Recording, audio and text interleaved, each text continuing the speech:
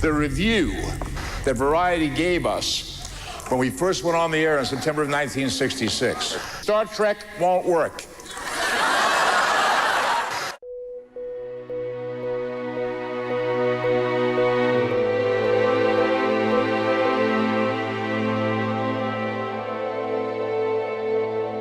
What was your impetus for this project? Where did it start? In November of last year, I approached Dad about the idea of doing a documentary on Spock as a part of the celebration of the anniversary of the original series. And the minute I suggested this to Dad, he was in.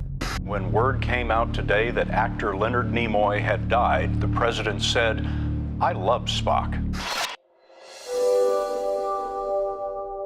I started acting about 8 years old and then suddenly decided that I liked it enough to want to make a career of it, so I came to California in 1949. I loved Leonard. Leonard and I came from a lot of similar backgrounds. He was a multifaceted individual. He was never just Spock to me, even growing up. He had a ubiquitous curiosity about everything going on in the world. Prior to Star Trek, I never had a job that lasted longer than 2 weeks. Never. 2 weeks. People asked me what it was like living with Spock. And for the most part during that period, he'd come home at night, eat his dinner, memorize his lines, and then just go to sleep.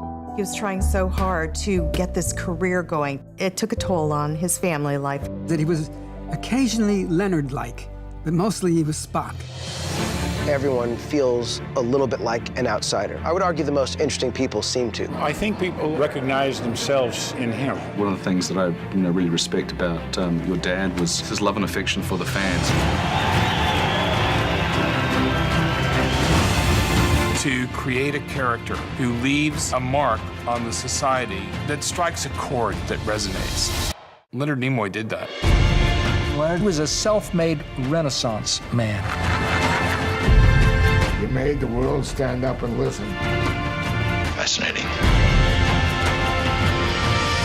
If there was a word you would use to sum up or describe my dad, what would that be for you? Noble, dignity, Artist. Integrity. Humble. The first word that does come to mind is loving. Love. It's definitely just love. I have been and always shall be your friend.